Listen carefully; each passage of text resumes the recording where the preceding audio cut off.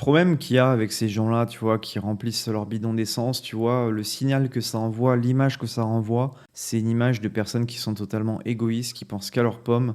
Peut-être qu'ils ont le droit de le faire, tu vois, je sais même pas si c'est légal, mais ça renvoie une image d'égoïsme, égoïsme qu'il y a énormément en France, partout. Franchement, aujourd'hui, on vit dans une société d'individualistes qui pensent qu'à leurs pommes, et c'est à cause de ces comportements-là, tu vois, qu'il y a des pénuries d'essence. C'est parce que les gens, en fait, ils sont tellement stressés, ils regardent la télé matin, midi et soir, BFM, CNews, et les médias sont responsables de ça aussi, hein, en rajoutant sur la pénurie d'essence, etc.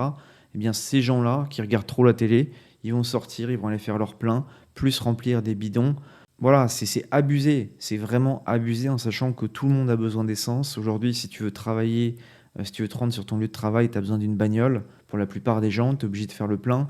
Et je trouve que c'est insupportable. Et tu as aussi peut-être des ambulances, des pompiers, les services de police qui ont besoin de faire un plein d'essence. Bah, ces gens-là à remplir des bidons, moi j'estime qu'ils devraient être sanctionnés. Ils devraient avoir une amende lourde. C'est dégueulasse. Tu vois, il y a des personnes en commentaire qui m'ont dit ah bah c'est bien ce qu'ils font, ils font du beurre, ça leur permet d'économiser de l'argent. Bah oui, tant mieux pour eux. Ça va leur permettre d'économiser combien? Des dizaines d'euros. Mais derrière, ça va peut-être mettre en difficulté les hôpitaux, les ambulances, les pompiers, la police, des personnes qui travaillent. Tu vois, parce que là, on va écouter la vidéo, je vais vous la montrer. La nana, quand même, sa femme, elle vient en pyjama, et lui, c'est limite aussi s'il est en pyjama pour aller remplir ses jerrycans d'essence. Enfin, c'est lunaire. Je sais pas comment on peut cautionner ça. À un moment donné, si on est une société individualiste, égoïste, tout tombe. Vous imaginez, s'il y avait la guerre en France, qu'est-ce qui se passerait? Ce serait chacun pour sa pomme, chacun sa boîte de petits pois carottes et sa boîte de Macédoine. Non mais sérieux, c'est quoi ce pays d'individualistes en fait? Donc là, vous en avez prévu combien alors? Oui, il y a 80 litres là. 80 litres. On voit les actualités, qu'il y a la guerre qui va augmenter tout, donc on prend au moins quelques bidons pour que si on doit aller travailler, on soit tranquille. La meuf, c'est hallucinant, quoi. Elle vient en pyjama, là, ils sont tombés sur des perles, quoi. Les mecs, c'est hallucinant, quoi. Le mec, sans scrupules, ils en ont rien à faire. Derrière, à mon avis, ça doit pester, parce qu'à mon avis, ils sont pas les seuls à la station essence. Le gars, il ramène toutes ses jerrycans d'essence et il remplit ses jerrycans. Alors, économiquement, il va faire une bonne opération, c'est sûr, puisqu'au vu du prix, aujourd'hui, on avoisine les 2 euros. Bah oui, il fait une bonne affaire. Mais il pense pas à ses compatriotes. Elle est où la fraternité, tu vois? La devise de la France, c'est liberté, égalité, fraternité. Il y a de la fraternité là-dedans? Il y a de la solidarité?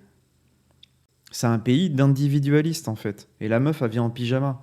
Je suis sûr qu'elle regarde BFM, CNews, LCI ou je ne sais quoi toute la journée, matin, midi et soir. Et les médias participent à ça aussi, participent à cette panique qu'il y a chez beaucoup de moujons, de PNJ français. Vous avez déjà constaté des augmentations? Oh oui, de au moins 30 à 40 centimes. Ce matin, petit tour dans plusieurs stations-service autour de Toulouse où les prix continuent de grimper. Le gazole a franchi la barre de 1,80 €, son plus haut niveau depuis début 2024. Et encore, c'est pas cher, hein. Là, aujourd'hui, on est à 2 balles pour le gazole. Donc voilà, tu fais un plein, tu remplis ta voiture, t'en as pour 120, entre 120 et 140 euros, quoi. C'est hallucinant. Maintenant, il va falloir prendre un crédit à la consommation pour se rendre à son travail, toi. C'est le summum de l'humiliation. Et après, il y a encore des personnes qui vont nous dire on n'a que ce qu'on mérite. On n'a que ce qu'on mérite avec un litre d'essence à 2 balles, quoi. Non, mais mort de rire. Puis la meuf, elle vient en pyjama. Non, mais c'est lunaire, quoi. C'est lunaire. Déjà, moi, si je sors pas en pyjama. Bon, après, elle fait ce qu'elle veut. Mais elle doit être rivée devant la télé matin, midi et soir. Parce que là, à mon avis, ils ont dû paniquer. Et ils sont sortis directement. Ils ont même pas pris le temps de prendre une douche et de se changer. Ils se sont rendus direct à la station essence. Le mec, il est tranquille, en train de faire son petit plein avec ses jerrycans à côté. Enfin, c'est. Après, j'ai eu dans les commentaires sur des vidéos que j'ai faites des gens qui me disaient que ça se conservait pas bien, le diesel, enfin l'essence. Donc voilà, après je suis pas un spécialiste, mais je trouve que c'est non seulement c'est dangereux pour le voisinage, dangereux pour eux-mêmes, et pour moi ça devrait être sanctionné d'une amende, tu vois. Je trouve ça vraiment dégueulasse de faire ça dans une période où les gens, bah, ils ont besoin de leur bagnole, de l'essence pour aller bosser. Faire ça, c'est le summum du cynisme, de l'individualisme, et j'espère qu'il y aura jamais de guerre en France, parce que s'il y a la guerre, je pense que ce sera chacun pour sa pomme. Salut les pigeons. 7-14 en fait, ouais, c'est que... Vous n'avez pas marre de vous mêler de la vie des autres si quelqu'un a envie de prendre 80 pauvres petits litres de carburant pour sa consommation personnelle et qu'il les paye, quelle qu'en soit là, sa raison, il n'a aucun compte à rendre. Laissez les gens vivre leur vie. Bah, ce que tu comprends pas, Bitcoin idiote, c'est que en fait, tu as aussi peut-être des gens qui ont besoin du carburant pour aller bosser et tu as des gens qui ont une mission de service public, tu vois, les hôpitaux, tu sais, les ambulances, ça roule pas en électrique aujourd'hui à 100%. Les flics, ils roulent pas en électrique, pas encore. Les pompiers non plus, tu vois. Donc ça met en difficulté des services publics, ok, qui ont besoin de cette essence. C'est un comportement d'égoïste qui devrait être sanctionné parce que ça met en difficulté des personnes qui sont réellement utiles pour la société. Je pense que le niveau intellectuel moyen des Français est assez faible. Ouais, ouais. Après, il y a beaucoup de Français, ils regardent pas YouTube, hein. Beaucoup de Français regardent BFM, CNews, France Télévisions, TF1, et donc ils croient religieusement, si tu veux, les médias mainstream. Ok. Il y a de bonnes informations, il y a des reportages intéressants sur les médias mainstream, je dis pas le contraire, mais tu as quand même une information qui est verrouillée, qui est contrôlée. Tu n'auras pas une pluralité d'opinions dans les médias mainstream, d'ailleurs, qui sont détenus par des milliardaires, qui a un penchant idéologique et politique. Voilà. Qui détient BFM, qui détient France Télévisions. Bon, bah, France Télévisions, c'est Macron. Voilà, BFM, c'est, comment il s'appelle, Drahi. CNews, c'est Bolloré. TF1, je crois que c'est Bouygues. Donc voilà, ces gens-là, en fait, ont une idéologie. Ils sont pas neutres à 100%, comme tout le monde. Et pour fêter cette économie, ils vont aller manger chez McDo ce midi. Les journalistes ne font qu'amplifier le problème avec leurs reportages qui tournent en boucle sur ce sujet. Faire son plein en peignoir et passer à la télé. C'est vrai que moi, j'aurais honte de passer à la télé en peignoir comme ça et puis à remplir ma jerrycan, j'aurais honte, hein. Des cassos au RSA, la groseille est même tellement feignante qu'elle se déplace en robe de chambre.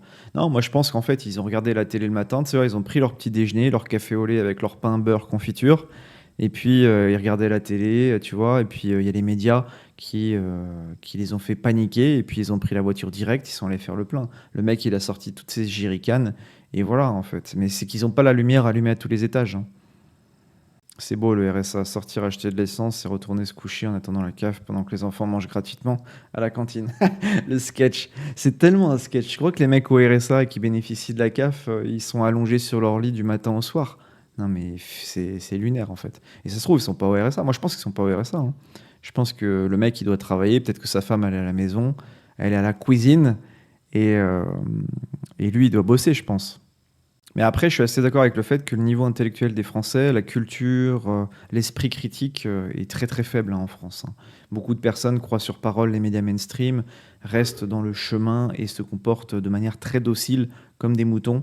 Et tu as des Français éveillés qui sont intelligents, mais tu en as beaucoup, beaucoup qui sont complètement à la ramasse, hein. Et moi, je le vois là où je suis dans une zone assez populaire.